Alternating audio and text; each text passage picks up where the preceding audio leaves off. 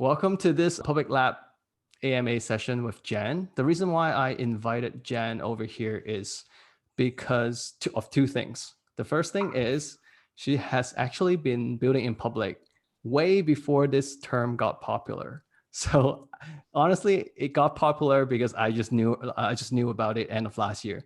But she has been talking about it openly and sharing her journey since I think 2016, or maybe even before that. So that's the first reason. The second reason is that I really like that Jen is sharing about her journey, but obviously you can tell she's not doing that for getting thousands of followers. She's doing that basically just for herself, like a reflection, and then helping people at the same time. And the audience shows up as a result of that mindfulness. So I really like about that. And that's what I want everyone to learn. That's why I invited Jen to be our fourth guest. So Jen, thank you so much for being with us here. Let's not talk about business. Let's not talk about building in public. We just want to get to know you. Like, can you tell us a little bit about who you are? Where are you right now? Just a bit of background. Sure. Who am I? Yeah, so I was born and raised in Toronto, went to school there, and kind of always thought that I would just get a good degree and work corporate and make my parents happy and build up a good pension, stuff like that. And as I was entering the real world, I started to meet a lot of other people and I started to learn about other people's ambition that were outside of the corporate ladder. And that was kind of like my first inspiration as to like, oh, maybe I can forge my own path. So fast forward to now, I guess, I'm currently in Minnesota. So usually I'm based out of Taipei. Kind of accidentally moved there during the pandemic. But we decided, so my husband and I decided to come back to the US for the summer since the US started to open up. We came to get vaccinated. And now we're in Minnesota spending time with my husband's family. Awesome. Thank you. And I like to ask this question. How would a friend describe you?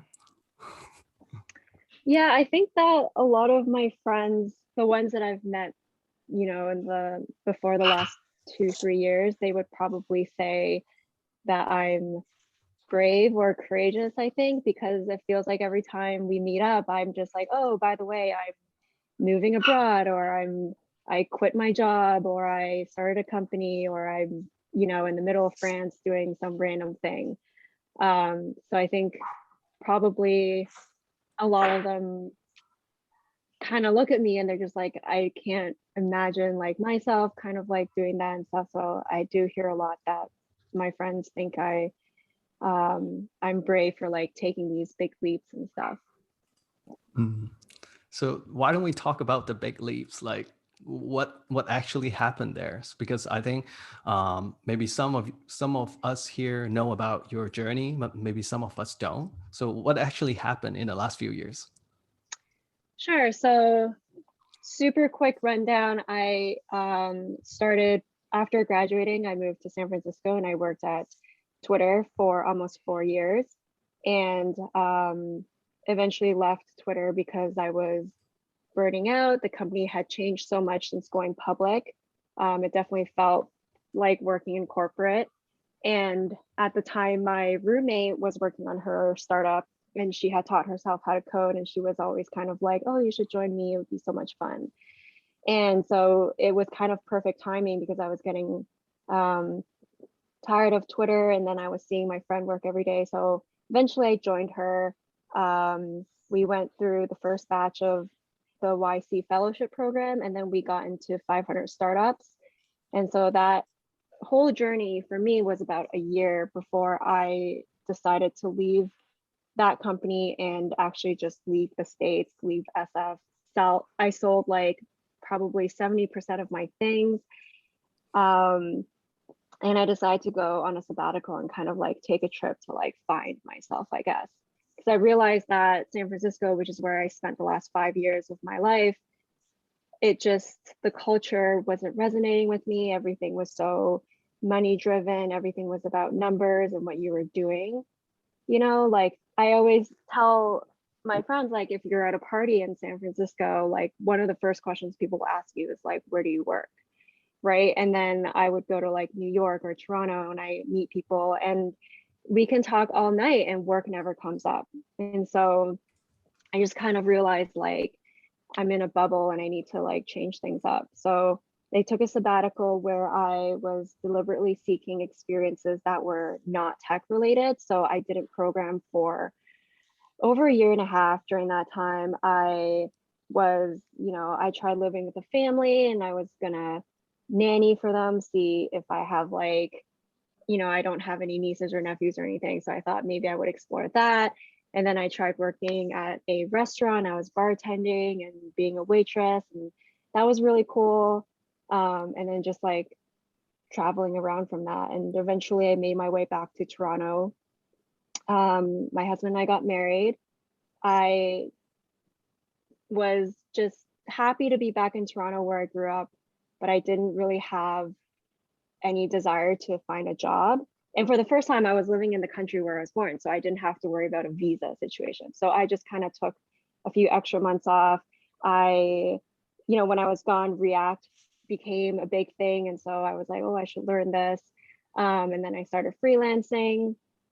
And I was pretty happy until I realized that everything I was doing was very, I guess, transactional. I was just kind of like coasting, I feel. And I just kind of missed programming for the fun of it. I used to just always work on side projects. And so I felt like it was a good time to start a new side project. And that ended up being lunch money. And also at that time, my husband and I were working on becoming fully remote. I think that was in 2019. And so we were planning to, we started doing this thing where we would live abroad in Asia during the Toronto winter. So then we could kind of be like snowbirds and avoid bad weather wherever we are. So yeah, we just got into this lifestyle and now we are both fully remote. My company is sustainable. And so we can do things like spend a month in Minnesota with his parents. So it's been really nice. Wow. What a journey. I can totally see why your friends are asking you questions like, how did you do it? So I get to know you because I was reading your blog posts and you have been writing transparently about leaving Silicon Valley or like living life based on different ambition or experiences. When I want to know, like, when did you start to have that building in public mindset, even though you might not know that term at the moment? What shaped that mindset of sharing openly on the internet? What happened there? Yeah, that's a good question.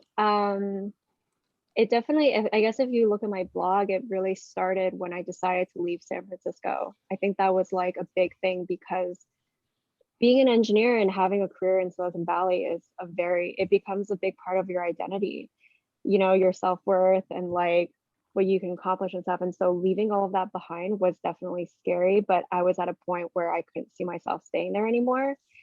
And I hadn't really met a lot of other people that were in my shoes. And so I think there was a lot of reasons why I decided to start writing. Like I've always enjoyed creative writing and journaling.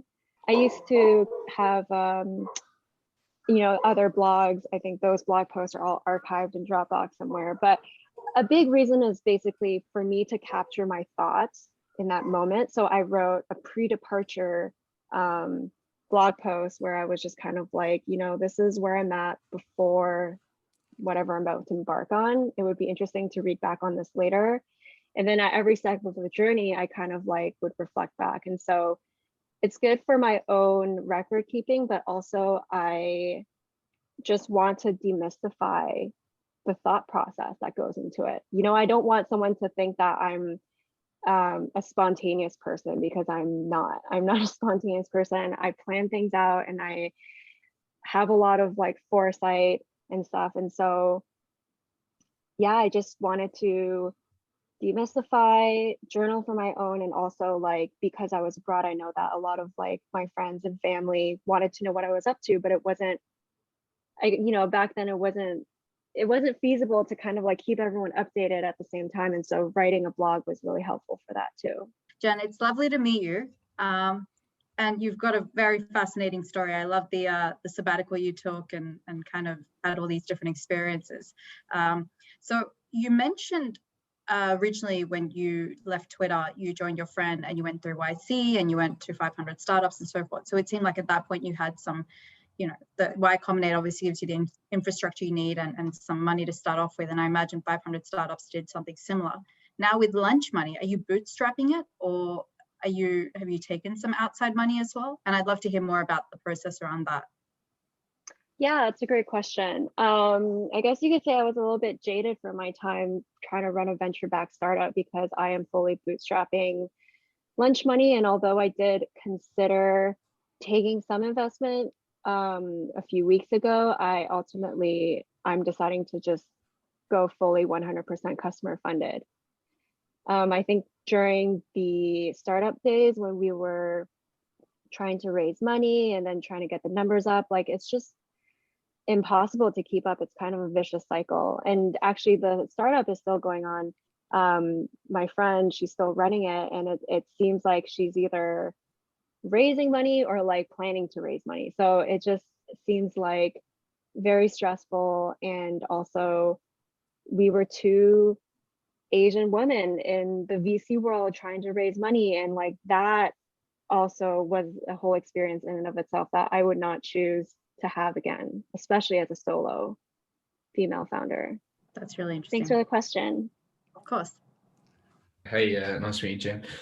It's mostly around having worked at VC-backed startups. I assume you've got quite a lot of opinions on the core values you would want to set for Lunch Money as you grow. Are you able to share what any of those values are? Yeah, that's a great question. I've been thinking about this a lot. I think, you know, as I mentioned a few weeks ago, I was thinking about where to take Lunch Money. Do I want to keep doing this on my own? Do I want to take investment and see how big I can blow it up? And I just got to thinking, like, once you take investment, once you become a venture-backed startup, like the values that these venture-backed companies have, like, to me, they're kind of marketing, right? They're just kind of like trying to craft a personality behind the brand that is friendly and approachable and not capitalistic. But at the end of the day, if you raise money, like someone's waiting for a return. And so I feel like with Lunch Money, like from the beginning, I've always valued, you know, transparency. And I don't know, I love the idea of kind of being a mom and pop shop that you go into, and like you always know who's behind the counter, and instead of kind of going into a Walmart and just getting what you need. So yeah, I really value the small community that I'm starting to build. Also, we have a Slack community, and I have lots of big plans for like kind of, I guess, having more content around that, around personal finance for the community that we're building. Yeah, I don't know if that answers your question. I hope it does. No, it does. It helps. In my day job, I actually work for a tech company where we're actually trying to pursue VC funding. So I've got quite a lot of reservations around that. So it definitely helps. Yeah, it's a totally different like mentality, right? Like one of the main things I was thinking about when I was deciding between raising and going solo is like, all right, if I had, so Lunch Money is $100 a year. And so if I had, you know, 10,000, what is it? If I have 10,000 users, and that's 1 million ARR. And to me, that's like amazing, like 10,000 users. But if I raise, you know, $200,000, $300,000 or whatever, and I tell my investors, oh, we hit 10,000 users, like it's amazing, they're just going to want to keep pushing you to get to 20,000 or 100,000. It's just never going to end, right? And so do I want to eventually, you know, have the goal of having millions of users, or do I want to have a community of 10,000 people who love Lunch Money and who are like-minded? And, you know, it's just like the latter just sounds so much more fun and sustainable to me. Yeah, I love that. Thanks. Yeah, so I'm just curious. I'm just curious kind of like why you went solo versus finding a co-founder, and if you plan on hiring employees at any point, or if you have any employees, and kind of what that structure is like. Yeah, it's a great question. When I started Lunch Money, it was just a side project. So it was just most fun for me to figure out all the pieces myself. And I never really thought about finding a co-founder. You know, I love my former co-founder. We're really good friends to this day, but I always felt like it's just different when, I guess the idea is like, it came from me and it's kind of my baby. And I also feel like I've been able to learn all the different pieces. And so when I think about bringing someone on to take on 50% of what I'm doing, I can't imagine what kind of skill sets they would bring forth that would be that valuable to me to give up half. And I just like, you know, I love being solo. I think I work best solo. I can just go at my own pace. And you're never really solo also because I have so many friends and I've met a lot of people, you know, building in public, other solo founders, and you kind of just meet each other and have sessions like these where you knowledge share and, you know, other people building in public, you can learn a lot from that. So, you know, I think that having a co-founder works really great for some people who are more, you know, non-tech or way on the tech side and not really interested in doing the other parts of it. But for me personally, I think I'm thriving in this role, actually. Yeah, awesome. And you don't have any employees right now then? It's kind of just mainly you, or do you work with contractors? Or? Yeah, so I'm the only full-time person. I have a contractor that helps me with some customer support. And I've been kind of experimenting with like just hiring contractors to do certain things. I hired someone from Upwork to just write a script for me to migrate some emails. I was like, I don't have time to do this. And it's very straightforward task. You know, starting to hire or look into hiring like illustrators to brighten up our branding, stuff like that. So I don't know if like I'm ready to have an employee per se, but I am experimenting with kind of bringing people on a project basis. And it's worked really well. Very non-committal, you know, like it's very transactional, which works really well. And so far at this stage, it's been great. Cool, thanks. Yeah, hi Jen, great to meet you. You had talked a little bit about like why not venture backed, and Tiny Seed and Earnest Capital rebrand to Calm, I feel like kind of falls in this middle stage of like, you know, they're here to serve indie hackers and bootstrappers, but obviously it is outside investment. I'm curious as to if you would consider that, and also I guess just being in the like community of indie hackers and bootstrappers, if you've heard kind of you know, the way they operate, do they follow suit similar to VCs that are kind of like asking you for high returns and continuously asking you to raise another round? Yeah, good question. Definitely have heard of like the smaller funds that serve solo founders and bootstrappers. I probably considered it briefly, but I just lumped them in with the rest of the VCs that I've encountered in the past, I guess. I think a big part for me is like, I don't know if I would want to give up equity. I mean, a part of it is like, well, you know, it is my baby and stuff. And then the other part of it is like, it just sounds complicated. Logistically, you have to get like lawyers involved and stuff. And so I guess I haven't been at a point where I need capital. Although I did research Clearco, if you're familiar with that, or Pipe is a new one, where you can basically take out a loan based on your MRR.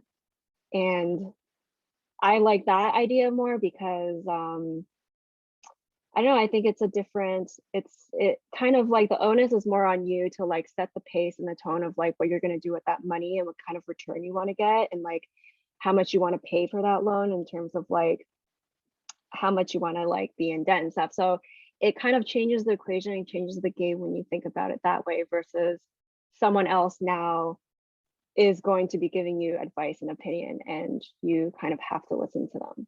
Yeah, that makes a lot of sense. With Pipe, it's kind of like you're betting on yourself, just Yeah. moving that cash flow forward for yourself. Yeah, Exactly. I like that. Exactly. I do want to ask a bit more about building in public. Just me being Kavan. So right now in the audience, we have like 12 people here, and people in my cohort, we're doing tweets, we're building in public on Twitter. And then there are a lot of people in Public Lab, we're doing monthly retrospective, doing blog posts, just like Jen, you.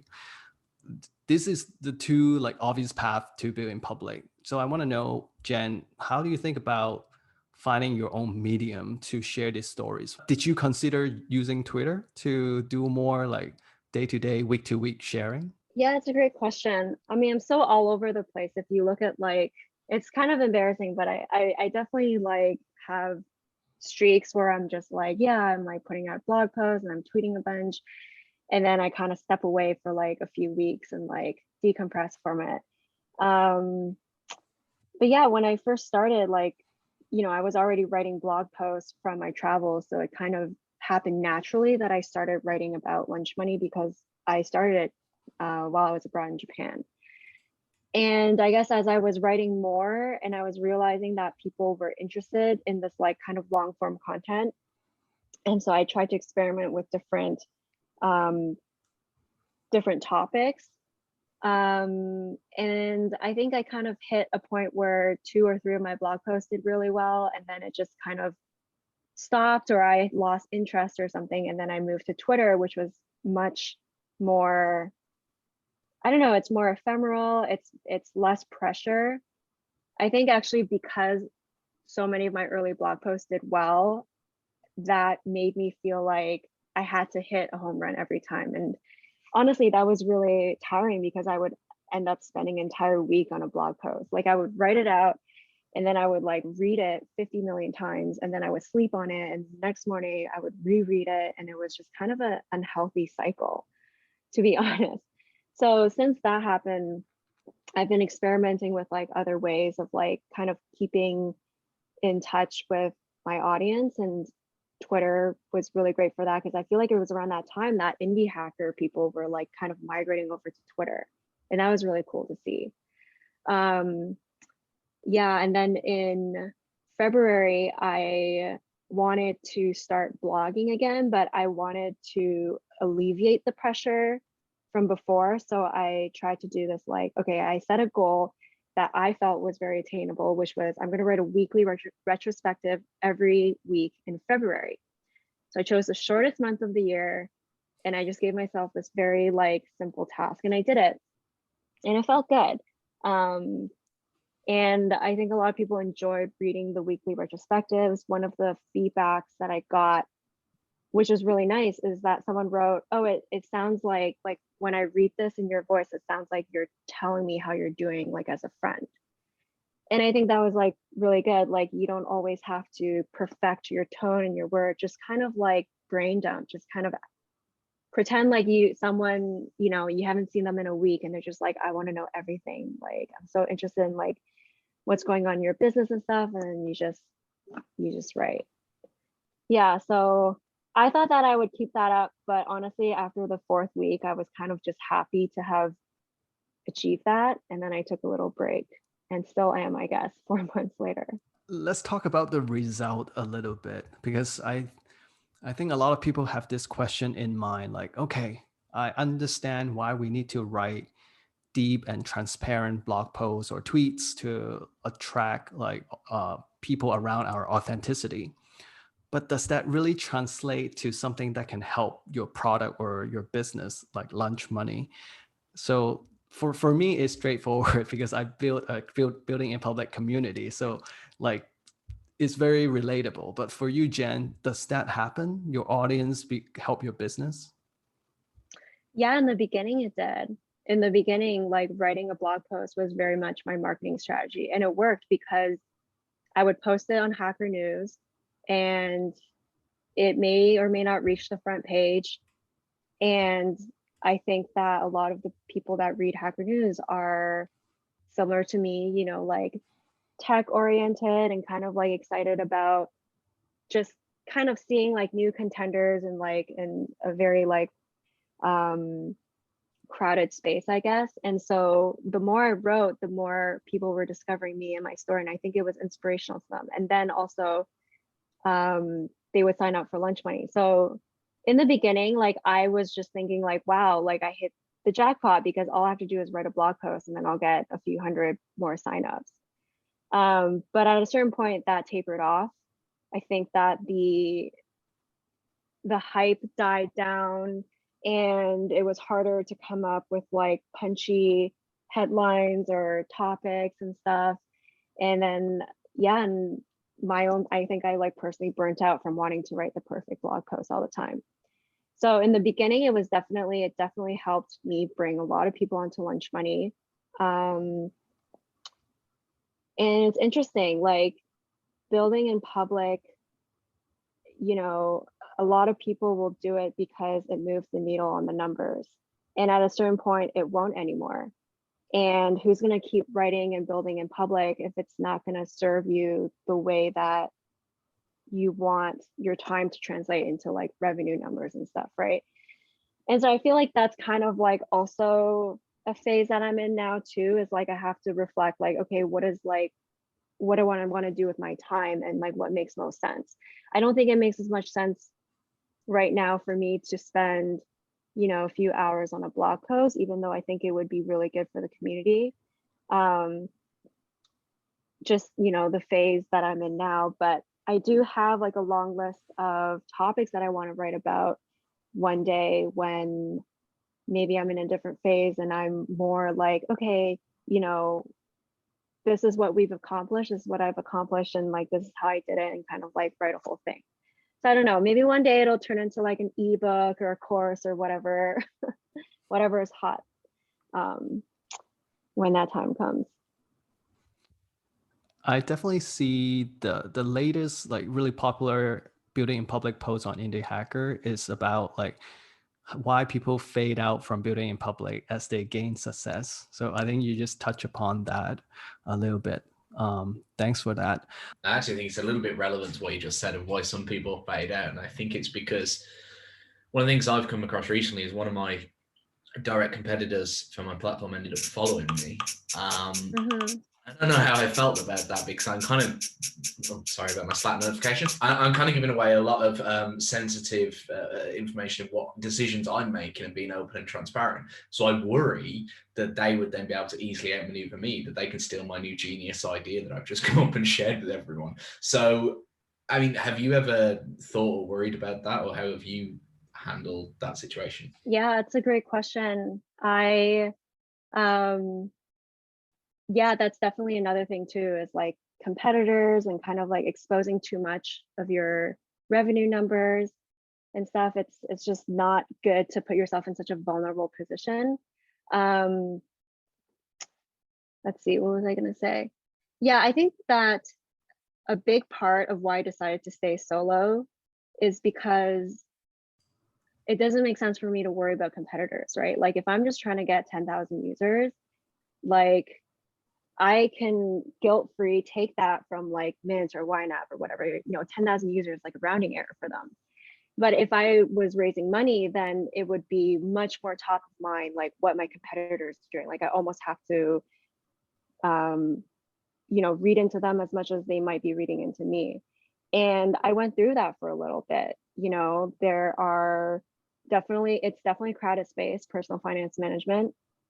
There's new ones popping up, you know, other ones that are building in public. And it did make me feel a little bit insecure. And I had to reflect on that and wonder why, and wonder like, does it make sense for me to worry about this? And like, if I just keep focusing on myself and, you know, if my goals are very clear and they're venture backed, they're probably worried about getting millions of users. Like we're just on different paths, you know, we're driving the same car, but they're on the highway, I'm taking like the back road and stuff. So yeah, I think thinking about competitors is such a slippery slope, and definitely in a better place with that now. Hopefully that answers your question. Yeah, it does. I ended up blocking the one that followed me, but then I felt very hypocritical and two-faced, because isn't the point of building in public to be completely transparent? And now I'm selectively choosing who I'm transparent with. It doesn't quite sit well, but thank you anyway. Yeah, I mean, I think building in public is like it's got to be what you're comfortable sharing too, right? Like some people are comfortable sharing the daily graph of their MRR change, and I don't think I'm there. I wouldn't do that, but that's great that, you know, as an audience who's looking for inspiration from people who are building in public, it's great to see that, you know, you have that full range. So I don't feel like I'm being selfish or I'm holding back because I'm not sharing as much as other people, because I can share the unique parts of my journey that other people can't share. That was a good discussion again on competitors. I've had the same thing where like competitors follow me, and actually sometimes I've hopped on calls with them and just like chat about the problem space, because like similar to you, Jen, where you're like not too worried about grabbing the whole market, you can be pretty open and even just like get along with your competitors, I think.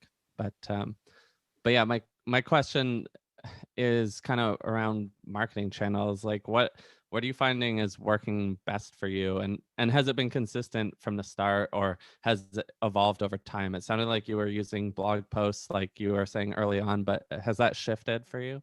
Yeah, it's definitely shifted. In the beginning, I feel like I was using who I am to market lunch money. You know, it was very hinged on like, here's the app, but here's the person behind the app and all the stories and stuff. And it definitely felt like in the beginning that really helped, because lunch money was not as full featured as it is today. It couldn't, maybe it could stand up on its own, but my story definitely helped. And now it's definitely at a point where I kind of need to like step away, and like lunch money needs to be able to stand on its own to be a sustainable business. And so now for marketing, I'm doing more like SEO, which is more of a long-term game, and then also affiliate marketing. So, you know, getting written up in financial blogs and other publications and stuff that kind of brings like a steady monthly increase of new users. And that's been really helpful. So that's like on a commission basis for them. Nice. What tool do you use for that? That's for the affiliate side. I just built it in-house. Like Cool.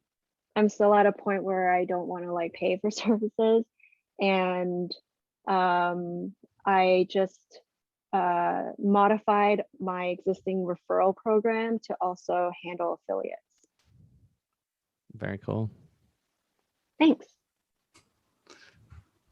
Just from this session and also from like the blog posts that you've written before, I can tell you're someone who like you're able to at least be very attuned to your energy levels. And it sounds like, for example, like you put a goal of writing 4 blog posts for the month and you kind of achieve that. And you said like, I don't want to do it anymore, whether it's because of the results or like your energy levels. How do you wrestle with like knowing that this is good for the business, but I kind of I don't feel like doing it? How do you balance the two? Or do you always like, if it's good for the business, I'm going to do it, and kind of like work through the emotional part of it? Yeah, that's a really good question. I think before I'm trying to think about when I started to actually have things that I didn't enjoy doing. Because for a long time, having to have to wear all the hats, like it was refreshing, because I would spend a lot of time with engineering, and then I can escape into like marketing world, and then I can escape into like design world. So it was very stimulating for my mind all the time, and that was giving me like a high. Like it was kind of the honeymoon period for lunch money. And it was I think it was around right before I started writing the weekly retrospectives in February that I started to feel, yeah, that like certain things I just wasn't excited about. And then I did this exercise where I had 2 columns, and one was like, what do I wish I had more time to do, and what do I wish I didn't have to do? And it became clear that I wanted to like code more, and I wanted to write more, and I wasn't so interested in, you know, some of the customer support or some of the like content marketing stuff that I need to write. And so that's actually what I hired my first contractors to do.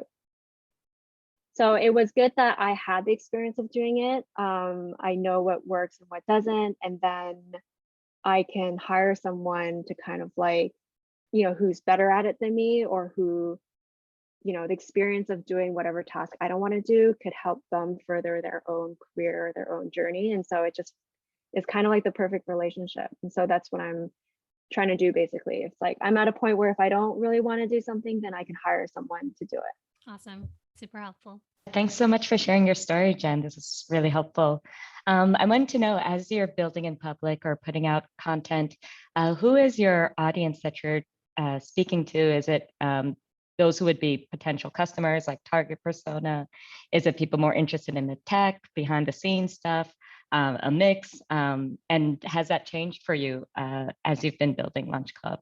Yeah, that's a good question. It definitely varies. I don't think I've ever written for customers. I don't know what that would be, like I just never saw myself writing about like, oh, this is how you like can save money every year or whatever. I just write for whoever is willing to read about it.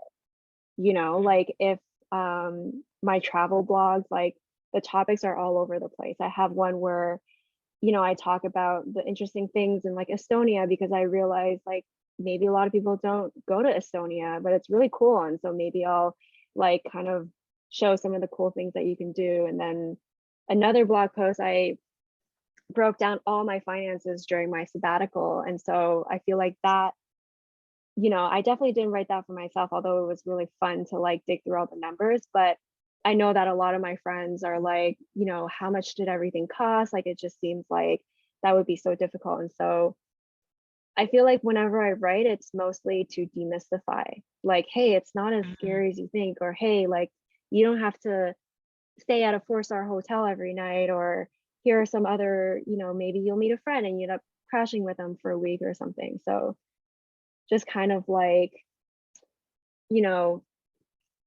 peeling back the curtain on like what is actually involved and stuff. And yeah, I think for me personally, like I write for enjoyment.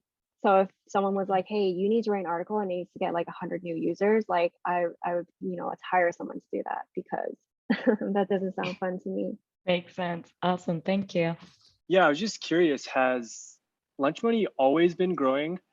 And were there periods of stagnation for you, and how did you deal with that? Because I think a lot of indie makers, indie hackers, whatever you want to call them, go through these periods where their product isn't really growing. It seems like nothing's happening, and it can be, I don't know, it can be kind of like a mental challenge. Yeah, for sure. There was definitely periods of stagnation. On my Twitter, I posted, when I hit 100K ARR, I posted a chart that shows how long it took to get each additional 10K in ARR. And you can see some of the lines are flatter than others. I think it was probably around 6 months after I launched. The hype had definitely died down. And at that point, maybe I would get just spikes in signups. So someone would like tweet about me once in a while and I would get a spike, but there wasn't anything that was regularly bringing in new users. And that was definitely really scary, because I had, started off on such a high note, and it was just like, oh my God, was that it? But that was around the point where I started to like reach out to my friends who are digital marketers. And I'm just like, I actually don't know anything about marketing. Like, what should I be doing? And that was when I redesigned my landing page. My friend kind of pointed out, your landing page is not optimized for SEO. It's just one long scrolling page, which I thought was good, because you want to like keep people on your site, but then no, because I don't have like the right content and stuff. So that was when I started learning about SEO, redesigned the landing page. Just kind of looking into more long-term sustainable marketing efforts versus relying on a famous person tweeting about me once a month, So the stagnation period was actually very helpful, because it forced me to think about how to make my company sustainable. So building on that point, during the point of stagnation, how did you think about continuing versus pivoting? How did you like measure, like, is it worth continuing, and or else like, is there something that you can productize from what you've built so far, or just build something totally different? Interesting. I never considered abandoning what I had going on. I guess it was just like there was so much momentum already, and there was definitely something there. And I was still kind of gaining users who were very impressed with what I built. You know, I think that if I was getting feedback and people were like, I don't know, like the quality is going down, or like I don't understand why this feature is useful or whatever, you know, like then I would probably start thinking about pivoting. But because I was still getting positive feedback, just less of it, it was more like, okay, how do I, you know, like I have to think more about the top of the funnel and how do I get more people through the door. Got it. And in the beginning, like you were kind of like you're bundling lunch money with your own persona. Was it very clear that like people were all commenting on the product versus commenting like on your story and purchasing the product because of it was you? Yeah, it's a good question. You know, let me see. I would get a lot of feedback about the product, and then it would always kind of be like a PS, I heard your story on, you know, this or that, and it's like super inspiring. So yeah, maybe there are some users who like pay for a subscription to support me, but I think that, or, you know, based on what I'm hearing from my users, like a lot of it is using the product for what it is. And then me being the story behind it feels like a little bonus, like, oh, and this was like independent solo bootstrap business. Yeah, that's awesome. Cool. I personally have a follow-up question on that, because I do feel like when you are building in public, people do want to support the person, because this is the best example. Jen joined Public Lab really early. I think she's one of the first 20. And then I reached out to Jen. I was like, oh, you're not very active in the community. I can refund your money. You don't have to pay for the monthly subscription. And Jen was like, no, I just want to support you. So I think the personal brand kicks in. Is that right? Can you share, Jen, do you want to share a little bit about why I you mean, did I don't that? know. It's just like, I don't know. It's just like at a point where, you know, it's really cool to be part of this community, and I'm in a position where I can like support people, you know, and it just made sense to me. Like, yeah, you know, you're on this endeavor. Like, I don't know if I can like be very active, but like I want to show my support.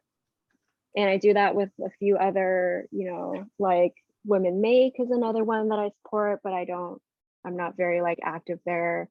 I guess it's just like the it's like very early stages of like philanthropy, which is really cool. It's definitely something that like I think about a lot, you know, giving back, and in a way it's like exiting that Silicon Valley mindset where it's like, yeah, I just need to make a lot of money and like keep it all for myself or whatever, buy like a little apartment in the Mission or something. But this feels more like fulfilling, and like, yeah, I'm happy to support. Thank you. Just one last question. When you touched on SEOs earlier and when you spoke with your friends about the digital ads and so forth, are there any useful tools out there that you'd recommend that we can use when we're thinking about, so, you know, SEO optimization and just more broadly digital ad campaigns? I personally use Ahrefs. I don't know if I would recommend it because it is quite pricey. Honestly, let's see. So I consulted with a good friend of mine who's a digital marketer, and he helped me do a lot of the initial research. And then a few months later, I hired a marketing manager, I guess, because my friend mostly helped me come up with a plan. Oh, like this is maybe like you can try targeted ads, and this is how, you know, the type of audience that you want to target, or, you know, you should have a page on your landing page that it talks about this because this keyword is really good. So I hired a marketing manager to help me execute on some of the stuff. And then she also did her own keyword research. And I just realized that like, even if I had Ahrefs, like I don't have the depth of knowledge of how to use it properly. I think there's like a lot of great resources online to like get started and stuff, but for me, it's not worth it to learn the entire vertical of like how marketing works. And it's easier to kind of get that knowledge share and then hire someone who is experienced in like doing that stuff. Yeah.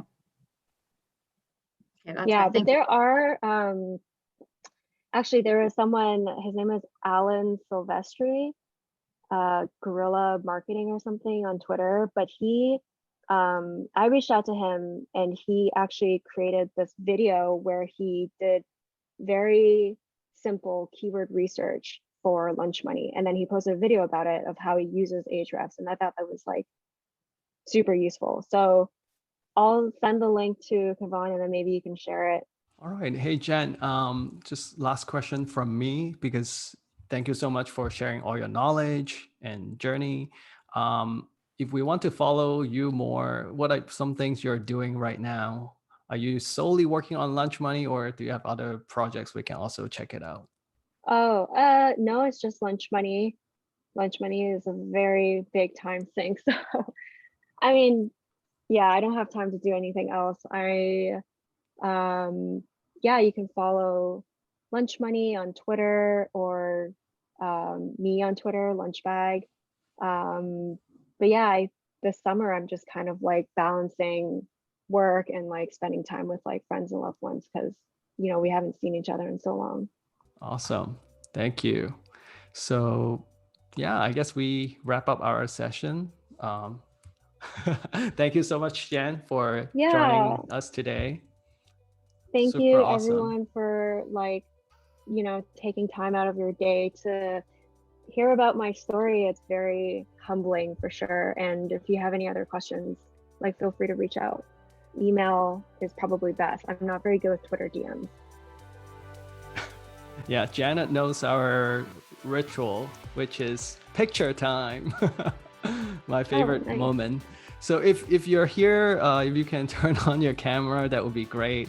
And then I'll count 3, 2, 1. If you don't want me to share the screenshot, just DM me later on. I can take you out. So should we do something like waving or waving? Okay, 3, 2, 1. Okay, got it. Thank you so much. Feel free to go. We're done here.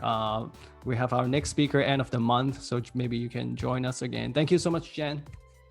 Thank you, everybody. Thanks, Kavan, for hosting. This is awesome.